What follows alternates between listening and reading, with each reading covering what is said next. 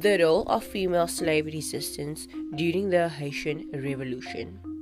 Being a slave was a painful and difficult struggle, and being a female slave meant that opportunities were less and your burdens more. There were three types of female slaves: domestic slaves, plantation slaves, and runaway slaves. These female slaves were regarded as being more trouble than men. Their resistance was characterized as being barbaric, but it was their way of showing resistance towards their masters in order to escape their struggle. These female slaves ended up showing a lot of courage and strength within their participation in the resistance.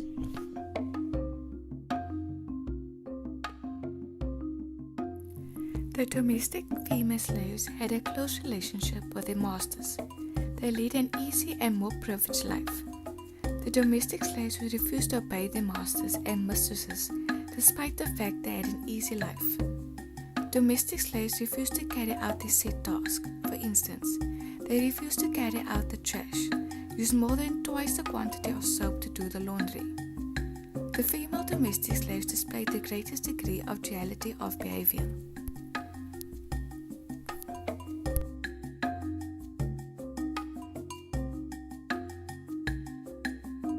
The female slaves who worked on the plantations did not have a close relationship with their master and their master's family like the domestic slaves had. These slaves suffered a much worse punishment by the hands of their master.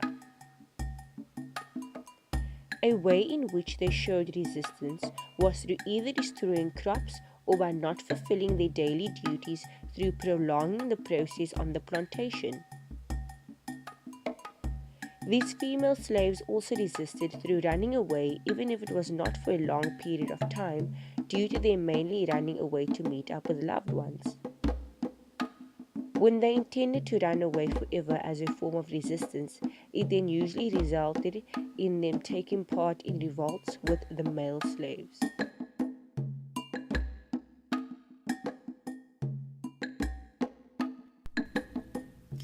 One area of slave resistance where women were noticeably less prominent than men was individual acts of running away.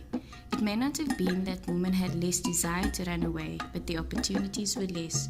Female slaves took their children with them more often than men did. In so doing, they had a greater chance of being caught.